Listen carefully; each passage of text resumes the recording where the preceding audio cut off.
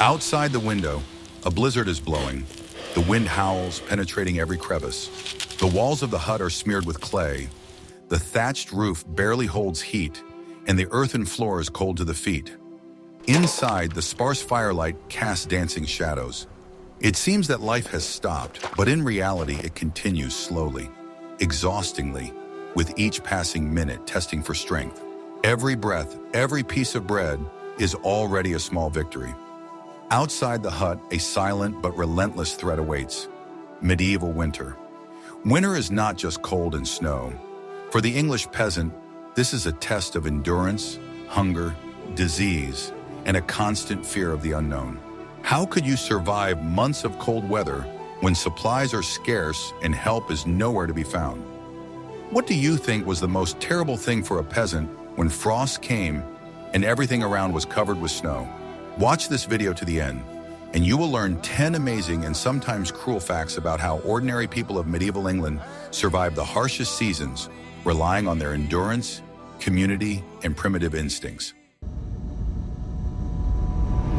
In winter, one of the most urgent and dangerous tasks was to extract water. The lack of running water meant that the only source was a nearby river, stream, or well. When the temperature dropped below zero, these springs froze, turning into ice traps. Access to water was becoming incredibly time-consuming and risky. Farmers cut holes in the ice of rivers and lakes.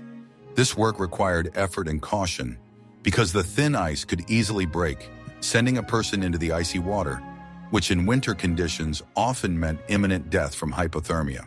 The water taken from the hole was icy cold, and it had to be carried home in heavy buckets. Well water, although not completely frozen, was often covered with a crust of ice, and the well itself could become slippery and dangerous.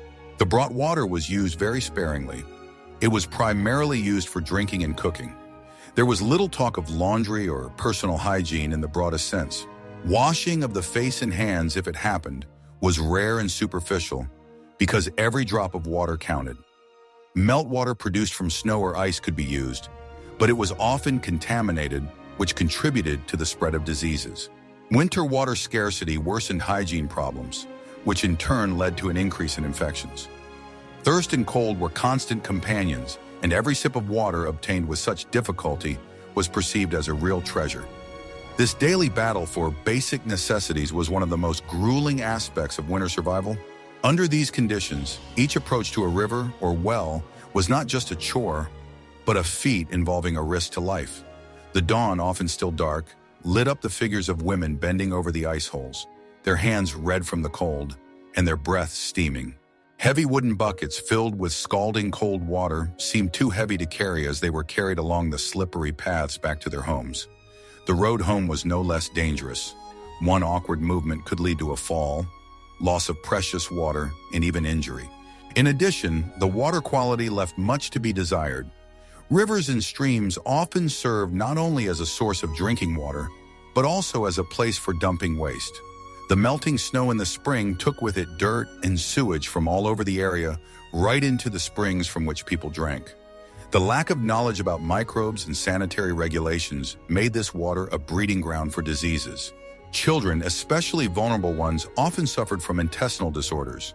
Adults also regularly experienced fevers and abdominal pain without understanding the true cause of their ailments. Thus, even the hard-won water did not guarantee safety, and in fact often became a source of new suffering. In a medieval peasant hut, winter brought with it not only cold and hunger, but also a suffocating, corrosive smell that permeated everything around.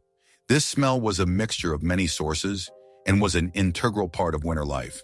The main source was the smoke from the hearth. Without a chimney, smoke filled the entire space of the hut, soaking clothes, hair, and skin. It settled soot on the walls and roof, giving the house a specific, sharp smell of burning, which literally ate into everything. This smoke was constantly irritating to the eyes and lungs, but its warmth was vital. The second component was the smell of pets. Small livestock, chickens, pigs, and sometimes even sheep or calves, often wintered in the same hut as humans to get extra warmth. Their excrement, body odors, and constant movement added a heavy ammonia-like aroma to their nostrils, mixing with the smell of wet straw on the floor. To this was added the bodily odors of the people themselves.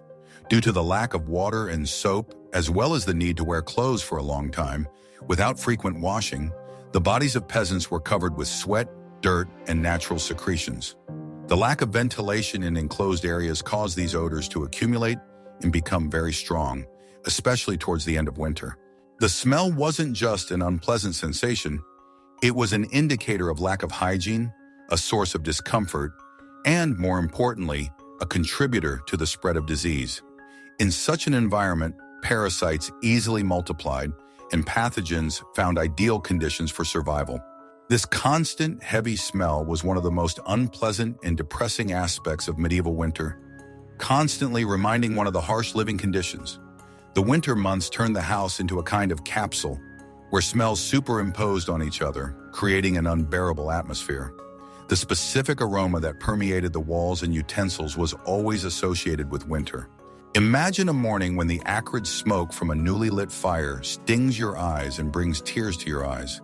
It is mixed with the pungent, penetrating smell of ammonia from stalls with animals located right there, behind a thin partition, and sometimes without it at all.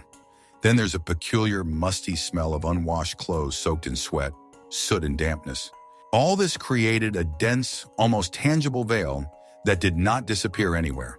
Clothing, which was rarely washed, absorbed these scents, and even when exposed to the cold, it only temporarily got rid of the most powerful components, only to be filled with them again as soon as the person returned to the hut. The only way to escape from this stifling cocktail was to get out into the freezing air, but it also offered only temporary relief. Returning home, the peasant inevitably plunged back into this stinking reality. Habit certainly played a role, but it was impossible to completely ignore this constant source of discomfort and oppression. For people who were sensitive to odors, this could be a real torture. Moreover, the persistent smell was not only a consequence, but also a cause of health problems, creating a favorable environment for the reproduction of harmful microorganisms and insects. Lice and fleas thrived in such conditions, being carriers of diseases and a source of constant itching. This aspect of winter life was no less exhausting than hunger or cold, affecting the psycho-emotional state of people and their general well-being. In a medieval village, there was no concept of sewers or even the usual street toilets. The need was relieved in pits or just on the street, which was unpleasant in summer, and in winter it became a real test and a source of numerous problems. The only convenience was the latrine pit outside the hut, which is a simple cesspool, sometimes fenced with poles or wattles. In conditions of severe frost, visiting such a place became painful. The cold wind was biting through, and the risk of frostbite on exposed parts of the body was very high. Children and the elderly were particularly affected. For them, cold hikes were torture and often led to colds or exacerbation of chronic diseases. In the most severe frosts or snowfalls, people could relieve themselves in buckets inside the hut, which were then taken out. However, this decision only worsened the unsanitary conditions and unpleasant smell in the already cramped room where people and sometimes animals lived. The lack of hygiene in this aspect was critical. Human waste attracted rodents and insects. Melting snow and spring rains carried the contents of cesspools, polluting the soil and especially drinking water sources. This was one of the main reasons for the spread of intestinal infections, dysentery and typhoid fever, which were especially rampant in the spring after the snowmelt. The daily necessities that we take for granted for the medieval peasant in winter were yet another reminder of the harshness of his existence and the constant threat to his health. Thus, the issue of personal hygiene and sanitation was not just a matter of comfort, but a matter of survival. The situation was aggravated by overcrowding and lack of understanding about hygiene. When several generations and even domestic animals lived in the same hut, each case of non-compliance with sanitary standards multiplied the risk of infection for everyone. The winter time, when the ground was frozen, prevented the natural decomposition of waste, and they accumulated, creating potential foci of epidemics, which in the spring, with warming, broke out with renewed vigor. The snow that covered everything might seem clean, but it actually hid all the impurities that people left behind throughout the winter. When the thaw began, all this mud melted, mixing with the water and penetrating into the soil, and then into the groundwater from which the wells were fed. Streams and rivers that served as sources of drinking water were also polluted by meltwater. This created ideal conditions for the spread of water infections, which were one of the main causes of high mortality in the Middle Ages, especially among children. Dysentery, typhoid fever, cholera. These terrible diseases were a constant threat, and their outbreaks often coincided with the beginning of the spring snowmelt. The peasants did not know about germs. They only saw the pestilence come to the village, claiming dozens of lives. These toilet tragedies were an invisible enemy, constantly undermining the health and well-being of the community. And this was only part of the endless cycle of suffering that the medieval winter brought with it. Women in medieval England faced special challenges in winter. Their lives were hard at all times of the year, but the cold and lack of hygiene made the winter months particularly harrowing. Menstruation was a taboo subject. There were no disposable pads, of course. The women used homemade cloth scraps or moss, which were extremely inefficient and unhygienic. Washing them was a problem due to the lack of water and soap, especially in winter. This led to constant discomfort, skin irritation, and a high risk of infections that could have serious consequences in the absence of antibiotics. Menstrual pain had to be endured without any painkillers, while continuing to do heavy work around the house and in the field. Pregnancy and childbirth in winter were extremely dangerous. Cold, malnutrition, hard physical labor until the very birth all. This weakened the woman's body. The birth took place in unsanitary conditions, in the same cramped, dirty hut where the whole family lived. There was no qualified medical care. Experienced women of the village provided maternity care. High risk of infection, sepsis. It was one of the main causes of female mortality. Many women died of puerperal fever or blood loss. After giving birth, the woman did not have time to recover. Within a few days, she had to return to her duties, taking care of the baby, cooking, spinning, tending the cattle. The cold and exhaustion made this period particularly difficult. Breastfeeding was the only way to feed the baby, but due to malnutrition, the mother's milk was often scarce and non-nutritious, leading to high infant mortality. In addition, during the winter, the women continued to perform their daily duties, keeping the fire burning, cooking food from the scanty supplies, spinning wool for new clothes, and looking after the children. There was no winter break for them. On the contrary, many household chores, such as repairing clothes or weaving, have been stepped up to prepare for spring. The winter months for a peasant woman were a time when her body and spirit were put to the maximum test, and her chances of survival depended on her stamina and luck. Her stamina was a key factor not only for her own survival, but for the entire family. In harsh winter conditions, when the external conditions were as hostile as possible, the woman remained the heart of the house, its only source of warmth and order. She was carrying the burden of maintaining life in the hut on her shoulders, and this burden was becoming almost unbearable. Imagine a woman who's suffering from menstrual pain and discomfort, continues to work at the hearth, whose hands, cracked from cold and constant contact with water, tirelessly spin wool or cook a meager pottage. Every day was a test of strength, and every menstruation or pregnancy was an additional, huge risk. The birth of a child in such conditions was a real feat. The lack of basic hygiene conditions, the lack of warm water, clean linen, and at least some medical care made childbirth a lottery where the prize is life and the loss is death, both of the mother and the child. Postpartum infections were a scourge, claiming the lives of young women who had just given birth to a new man. Sepsis, or puerperal fever, was widespread and virtually untreatable. The body, weakened by pregnancy and childbirth, was vulnerable to any infection. Every surviving mother and every surviving infant was a testament to the incredible strength of the human spirit and adaptability. Even after a relatively successful birth, the woman was not given time to recover. Immediately after the baby was born, she had to return to her duties. Breastfeeding was vital, but the lack of nutrition in the mother affected the quality of milk, which in turn negatively affected the development and survival of the baby. Year-round work, reinforced in winter, did not give the woman a single minute of respite. She was a cook, a laundress, a seamstress, a nurse, a doctor for her children, an assistant in the field, and took care of the cattle. Winter only added to this list new, more difficult tasks that require even more endurance and sacrifice. As mentioned earlier, the concept of childhood in the modern sense was absent. Winter was a particularly cruel time for children. High infant mortality in winter was the norm. Cold, damp, poor nutrition of the mother, if the baby was breastfed, lack of hygiene and medical care led to the fact that many babies did not live to see spring. Colds and intestinal infections quickly claimed their lives. Babies were swaddled tightly and wrapped in several layers of cloth to keep them warm, but this was often not enough.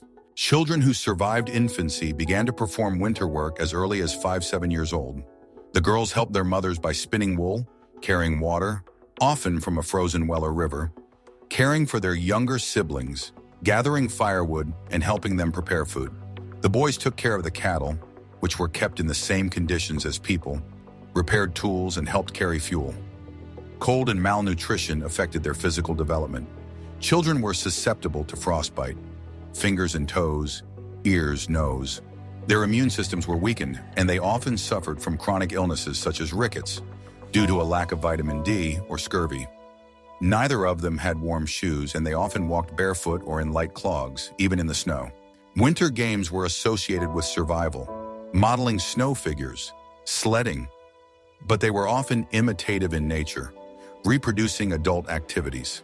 There was no education, and all their knowledge was limited to the skills needed for agriculture and subsistence.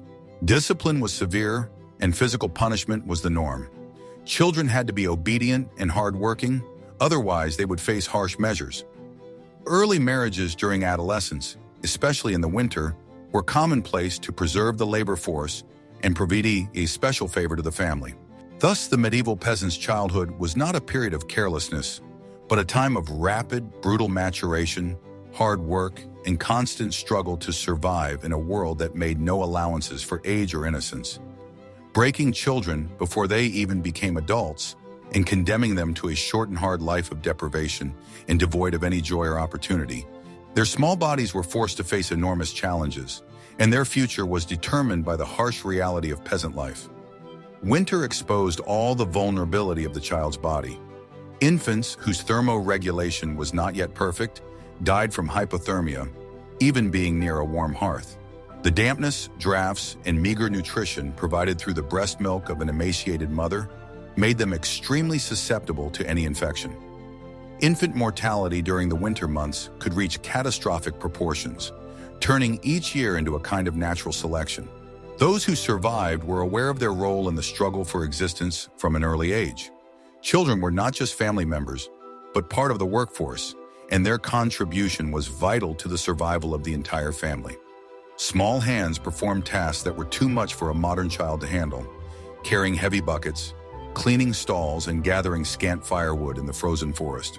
Learning took place through imitation and direct participation in work, not through books or games. The games, if they happened, were only an imitation of adult life, a preparation for the inevitable routine. Lack of vitamins and minerals due to a monotonous and meager diet led to chronic diseases. Rickets deformed the bones. Scurvy caused bleeding gums and tooth loss. Frostbite was common, leaving behind scars and deformities. Physical punishment, which was perceived as part of education, only worsened the already difficult childhood. Early adulthood and lack of prospects were the lot of most medieval children, doomed to repeat the life path of their parents, where every day was a struggle for survival, and joy was a rare and fleeting guest. In winter, when people and animals were forced to stay in cramped, poorly ventilated rooms, the problem of parasites became especially acute. Lice, fleas, bedbugs, and scabies were an integral part of the medieval peasant's daily life. These parasites were not just a source of constant itching and discomfort, they were carriers of deadly diseases. For example, lice could spread typhus, and fleas that live on rodents and humans were the main carriers of bubonic plague. In conditions of crowding, lack of personal hygiene, and regular changes of clothing, the parasites multiplied at an incredible rate. Farmers were constantly scratching themselves, covered in bites and scratches that could become inflamed and lead to skin infections. Primitive methods were used to control the parasites: combing the hair with a comb, fumigating clothes with smoke from the hearth, using herbs with a pungent smell, which were believed to repel insects. However, these measures had only a temporary effect. I had to sleep with the animals, which only worsened the problem. Dirty straw on the floors and sleeping areas served as an ideal shelter for parasites.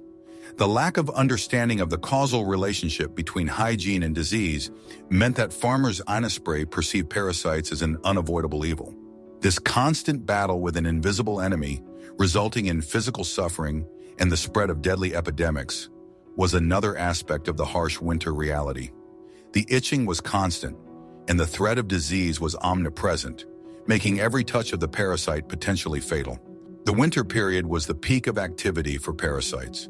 The lack of baths and frequent washing of clothes, when clothes were worn for months, created ideal conditions for their reproduction. Lice crawled from person to person, fleas jumped freely from animals to people, and scabies mites made their passages under the skin, causing unbearable itching. The incessant itching was bothering them day and night, robbing people of sleep and aggravating their already exhausted condition. Combs, especially in children, often became infected, turning into purulent wounds that could lead to sepsis, a condition that in those days almost always ended in death. In addition to physical discomfort, the parasites carried with them a much more terrible threat: diseases. Medieval doctors did not understand the role of parasites in transmitting infections, attributing diseases to evil miasma or divine punishment. Meanwhile, epidemics such as typhus, which was carried by cloth lice, or the plague spread by rat fleas, ravaged entire villages and towns. Winter crowding, when people huddled in one hut, aggravated the rate of spread of these diseases. One sick person could infect the whole family and then the whole village, because the parasites easily passed from one hut to another. Even the most primitive methods of controlling parasites were time-consuming and ineffective. Combing lice with special combs was a long and painful process, and fumigating with smoke only temporarily repelled insects, without destroying their eggs and larvae. Using herbs with a pungent smell only gave the illusion of control. The peasants lived in symbiosis with these unwanted neighbors, seeing them as an integral part of their lives, unaware that these small creatures were one of the most dangerous enemies in their struggle for survival. This invisible war, laced with itchiness and fear of unknown diseases, was yet another brutal reminder of the harshness of medieval winter. In a world where state support was lacking and the Lord cared little for the welfare of the peasants, the only support for survival was the community. In the winter, when everyone was on edge, mutual aid became a matter of life and death. Stock sharing was commonplace. If one of the neighbors ran out of the last crumbs of grain, other families with at least a small surplus could share. This was not an act of charity in the modern sense, but rather a pragmatic decision. Today you will help me, tomorrow they will help you. Refusal could lead to the fact that in the future no one will lend a helping hand. Collective work was also important. If someone got sick or was too weak to do housework or take care of livestock, neighbors could come to the rescue. Sharing firewood, helping to repair huts, especially after strong winds or heavy snowfall, all this strengthened ties in the community. Transfer of knowledge and experience. Village elders, especially women, were keepers of knowledge about traditional medicine, food storage methods, and weather forecasting. Their experience was invaluable for the survival of young families. They taught us what herbs to gather, how to treat fallen diseases, and how to keep the fire going. Shared accommodation with pets. Sometimes in the most severe frosts, small cattle, chickens, pigs, were brought directly to the hut. This not only gave the animals protection from the cold, but also helped to increase the temperature in the room by several degrees, which was vital. People and animals shared their warmth. Support in the mountain. Winter brought with it many deaths, and the community rallied to support orphan families. Helping with funerals, caring for children whose parents had died of illnesses, all this was part of community life. This system of informal commitments and mutual assistance was a vital mechanism for adapting to harsh environments. Without her, the isolated family would be doomed. Social cohesion was the foundation of survival, especially during the most difficult months of the year. In winter, when nature was a harsh enemy and every day brought new challenges, The only reliable shield for the peasant was his community.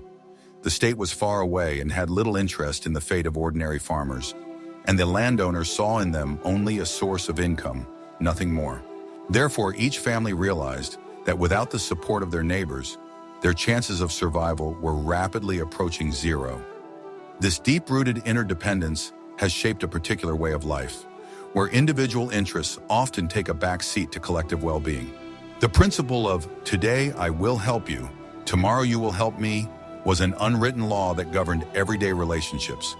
Dividing up a meager supply, whether it was the last few handfuls of grain or a few heads of cabbage, was commonplace, not an exception.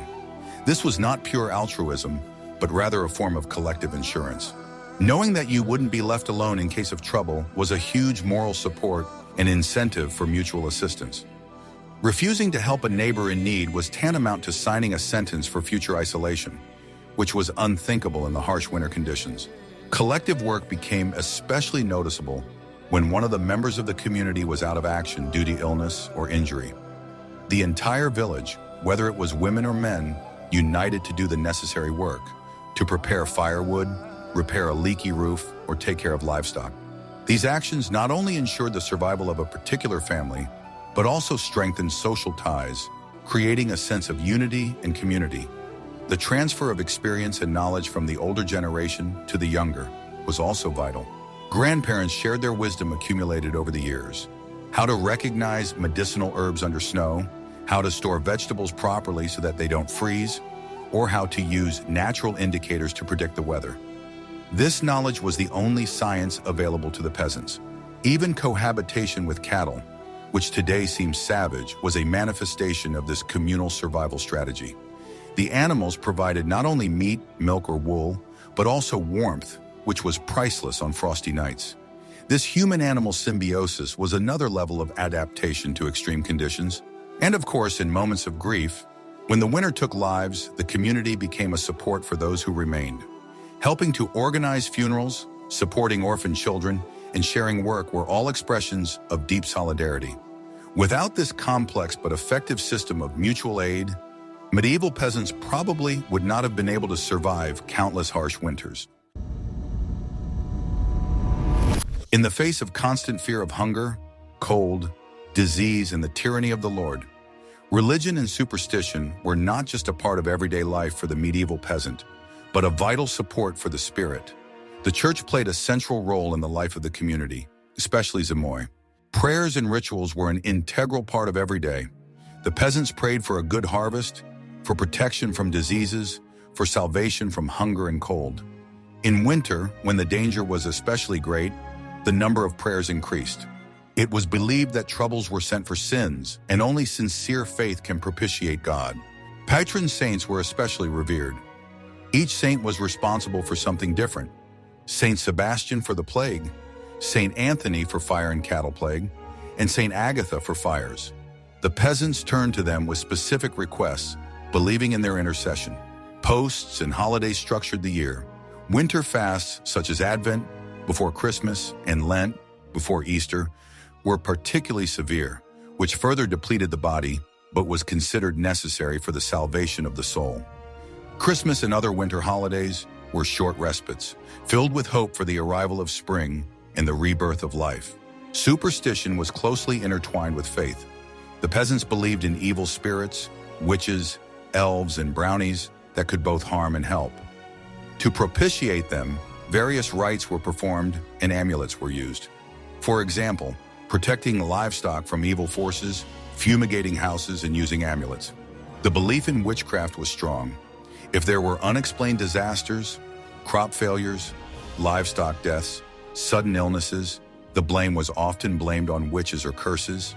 This could lead to persecution and reprisals against those who were considered sorcerers.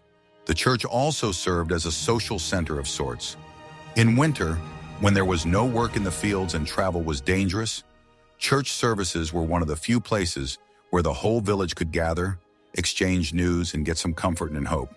Religion gave meaning to suffering and promised a better life after death, which was extremely important in conditions of constant deprivation. In a world of danger and uncertainty, faith gave them the illusion of control and the promise of a better future. In medieval consciousness, there was no clear boundary between the material and spiritual worlds. Everything that happened, good harvest or bad luck, health or illness, birth or death, was perceived as a manifestation of divine will or the intervention of evil forces. In an environment where scientific knowledge was lacking and people were completely dependent on the vagaries of nature, religion and superstition served as the only coordinate system that allowed them to somehow explain and accept the cruel reality. In winter, when hunger and cold hung over every family and diseases mowed down people, faith came into its own with special force. Prayers to the Lord and the saints became a desperate cry for help. Each family huddled together by the dimly lit hearth, saying words that they hoped would reach the heavens. Fasting, which was an incredible test for an already exhausted body, was perceived as a sacrifice necessary to purify the soul and avert the divine wrath. The church, with its rituals and sermons, was a beacon of hope in the dark winter months. Superstition, in turn, was the peasants' attempt to influence a world they didn't understand. Amulets, and special rituals were used to protect against evil spirits, corruption, and diseases. If something went wrong, it was easy to find an explanation in the tricks of evil spirits or witchcraft of a neighbor. This led to paranoia and sometimes violent reprisals, but at the same time gave the feeling that the culprit of misfortunes could be found and punished. These beliefs were a kind of psychological shield that helped to cope with the uncontrolled chaos of the surrounding world. The church, in addition to its spiritual role, also performed an important social function. Winter services were not just a religious rite, but a rare opportunity for the entire community to come together. It was a place where you could find out the news, share your grief or joy, and feel like you were part of something bigger. The priest's sermons, although they were in Latin, incomprehensible to most, gave comfort and hope for salvation. Religion not only provided answers to existential questions, but also united the community, giving it collective support in the darkest times. When the ground was covered with snow and the short winter day did not allow you to do field work, the life of the peasant seemed to freeze. However, even in such conditions, there were ways to brighten up the long winter evenings and keep up the spirit. Home crafts occupied most of my free time. Women spun wool on a spindle or spinning wheel, wove coarse linen, sewed and mended clothes. Men repaired agricultural tools, wove baskets, and made simple household items out of wood. This was not only a leisure activity, but also a necessity, since these items ensured the survival of the family and could be used for exchange. Storytelling and singing were the main forms of entertainment. The whole family and sometimes neighbors would gather around the hearth. Old legends, fairy tales, ballads about heroes, stories about saints were passed from mouth to mouth. This strengthened community ties and transmitted cultural heritage. The songs were simple, often about everyday life, work, and faith. Riddles and puzzles were also popular. Simple word games helped pass the time and develop ingenuity. Sometimes small dice games were arranged if they were available. Village festivals were rare but highly anticipated events. Christmas, Yuletide, and Shrovetide, although in the spring but preparations began in advance, were periods of relative abundance, if there was one, when you could afford a little more food, drink ale, and participate in simple amusements, dances, and games. These holidays gave hope and distracted from the gray everyday life. Visiting neighbors was an important part of social life. In the isolation of the winter months, socializing with other families helped to cope with loneliness and depression. People shared news, gossip, and events. Winter, with its hardships and isolation, not only brought people closer together, but also exacerbated internal conflicts in the community, as well as emphasized the social tensions that were an integral part of the peasant's life. Quarrels and jealousies were inevitable. If one family had slightly larger reserves or fewer losses, this could lead to envy and discord. The overcrowding in the huts, the constant hunger and cold created an atmosphere in which nerves were on edge, and the slightest spark could ignite a conflict. Neighbors might suspect each other of witchcraft if their own woes got worse. The Lord's power in winter was particularly acute. Farmers were required to perform their duties and pay dues, even if their own supplies were running low. A lord could demand firewood for his castle, or engage peasants to repair buildings in any weather. Refusal or failure to comply with the requirements could lead to severe punishments, including deprivation of land or exile, which in winter was equivalent to a death sentence. Hunger riots, though rare, could break out in the worst of winters, when desperation reached its limit. Although the peasants were mostly submissive, extreme hunger could push them to extreme measures, such as looting the Lord's barns or attacking more affluent companions. However, such performances were severely suppressed. Internal migration is another aspect. Some peasants, unable to withstand the winter hardships, might decide to run away from the Lord's land in search of a better life. However, in winter, such attempts were extremely dangerous and rarely ended successfully, as the roads were impassable and shelter was almost impossible to find. Winter isolation also increased the sense of hopelessness. There is no work in the field, no opportunity to trade, no chance to change your fate. All that remained was to wait for spring, hope, and survive with clenched teeth. These hidden and overt conflicts were part of a harsh reality where everyone wanted to survive at all costs. Medieval winter for the English peasant was not just a season, but a deadly test where every day became a struggle for survival. From the smoky hearth that gave them a tiny bit of warmth to the last crumb of harvested grain, every element of their lives was subordinated to this battle. They faced relentless cold, hunger, diseases that claimed the lives of entire families, and the incredible burden of daily work. We learned how women endured their hardships, how children became part of a ruthless labor force from a young age, how livestock was not only a source of food, but also a living heater, and how the entire community, united by need, was the only bulwark of mutual help. Religion and superstition gave hope, and simple crafts and stories brightened long, dark evenings, even in the midst of internal conflicts and social tensions. It was a life full of hardships, but also a demonstration of amazing resilience and adaptability. If you want to dive deeper into the history of ordinary people, learn more about how they survived in the most unthinkable conditions, and understand what the world was like without the usual benefits of civilization, subscribe to our channel. Here we will continue to tell you stories of survival, courage, and the extraordinary power of the human spirit, so that you can see the past for what it really was.